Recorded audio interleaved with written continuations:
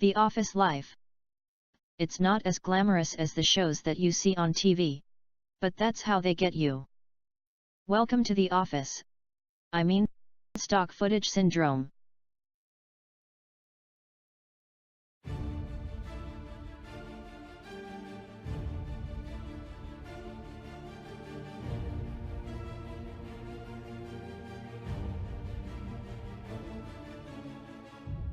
No matter what happens in your life, whether you become a chef, a teacher, or hell, even a drug dealer, you'll end up in an office at one point in your life.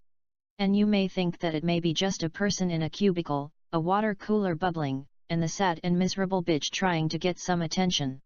But if you think that you're completely wrong, there is always a story to tell in each office that you go to. Today we will be office that encourages everyone to be open, both to new ideas and to their own sexuality. Let's start with the boss. The man in charge. You never really get to see him because he sits at his desk from morning to night and only comes out when there is a problem. In this kind of situation, you can tell that this person will be an asshole boss. You're actually more likely to have an asshole boss more than any other kind, and the best thing that you can do is just ignore him and just do all of the little crap that he wants you to do. And a little known fact, 70% of bosses sexually harass their secretaries and 30% of them always get away with it. Which brings us to the little known second in command, the secretary. The secretary, they're the eye in the sky, watching over you and reporting data back to the boss. I also heard a fact from nowhere that most secretaries are looking to seduce as many people in the office as possible. I mean, just think about it, they have access to all the employees' files and everyone there talks to her at least once a day, so they must be in it for something. Or maybe they are just trying to set them up with the boss. Like a pimp and hoe situation or something.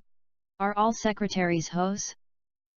Can we also talk about the lunch situation? Have you ever seen an office fridge? That's a goddamn mess. A bunch of different good foods locked away in different areas. It's like America in fridge form, sandwiches up top, curry in the middle, jambalaya at the bottom. Even foods and fridges are subject to frequent uses of racism. Here's footage of what offices look like in the movies, on TV, and in advertisements. They look like they're the most fun place to work at, but deep down, you know that they are on to some shady shit. I mean, where the are these kinds of offices that you can do all of this stuff? You'd probably only get to have this kind of experience by going to Los Angeles or New York. Despite having many people in those cities who are homeless and starving, you go ahead and build a stupid tall building. Also known as targets for terrorists. One of the main things I hated about my old office job was the secretary, Caitlin. She was such a bitch. Every day she came in crying about her husband who just filed a divorce with her and is also forcing her to get an abortion even though it's probably too late. I knew she was always upset about it before, but she keeps talking about it over and over again. I mean, I got toxic shock from a tampon I left in my vagina for a few days, but I didn't make a big deal about it over and over again. Don't force your negative sad life onto other people's life, you stupid bitch. Last thing is the diversity in offices. Back then it was just all men in suits, and time went on and things changed, and now everyone is in an office. And if you don't hire anyone not white, you will be all over television with many suits put against you.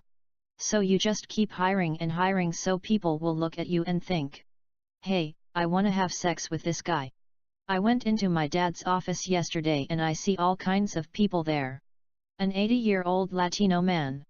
An white janitor who also happens to be a transsexual. 2 9-year-old girls who already claim to be lesbians.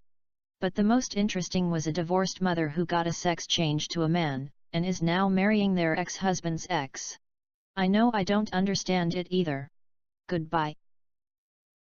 Now go watch some quality Office on Netflix, which will leave the service in 2021, just letting you know.